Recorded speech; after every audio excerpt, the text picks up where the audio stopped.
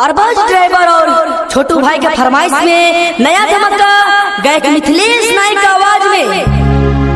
क्यों किसी को वफा के बदले वफा नहीं मिलती, ये प्यार में क्यों होता है, प्यार में क्यों होता है।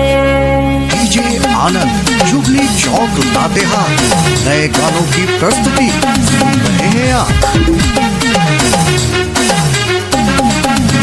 अरबाज ड्राइवर और छोटू भाई के फरमाइश में नया धमाका गायक मिथिलेश नायक की आवाज में।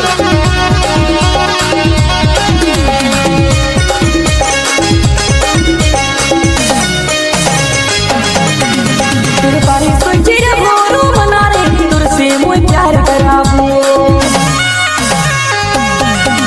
तेरे बारे सोचे रे भोरू मना रे तुर से मोय प्यार कराबू, मगर तू भी तो दूसर छोड़ी लगे रे दूसरे को छोड़ा से बात कर सिला, मगर तू भी तो दूसर छोड़ी लगे रे हरदम फोन में बिजी रह सिला। तेरे बारे सोचे रे भोरू मना रे तुर से मोय प्यार कराबू, तेरे बारे सोचे रे भोरू मना रे तुर से मोय प्यार कराबू, मगर तू भी तो दूसर छोड़ी लगे रे दूसरे को छोड़ा से बात कर सिला, मगर तू भी तो दूसर छोड़ी लगे रे हरदम फोन में बिजी रह सिला।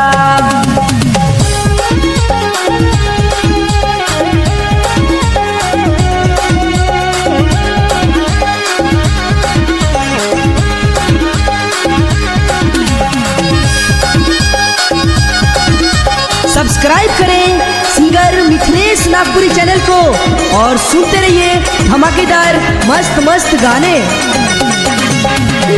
सब जगह मिलत रही रे से बुला ले, मुर्मी का पले कम सिले में दूसरा छोड़ा खोज ले, सब जगह मिलत रही रे से बुला ले, मुर्मी का पले कम सिले में दूसरा छोड़ा खोज ले। सोचे रे भोरू मना रे तुर से मोय प्यार कराबू, सोचे रे भोरू मना रे तुर से मोय प्यार कराबू, मगर तू भी तो दूसर छोड़ी लगे रे दूसरे को छोड़ा से बात कर सिला, मगर तू भी तो दूसर छोड़ी लगे रे हरदम फोन में बिजी रह सिला।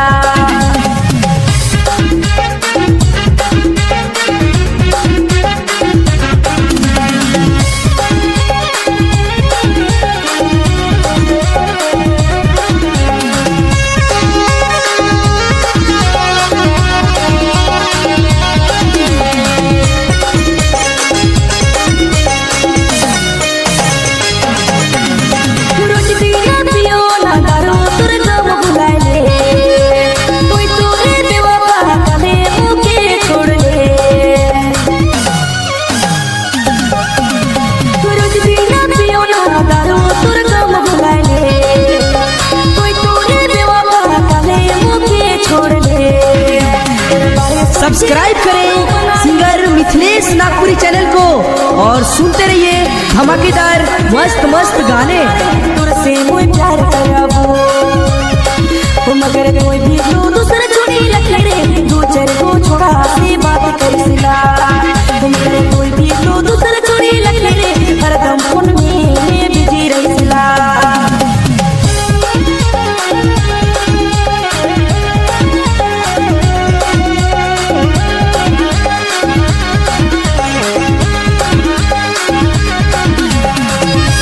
सब्सक्राइब करें सिंगर मिथिलेश नागपुरी चैनल को और सुनते रहिए धमाकेदार मस्त मस्त गाने। सुना जैसे दिल रहे से दिल की लगा बना ले,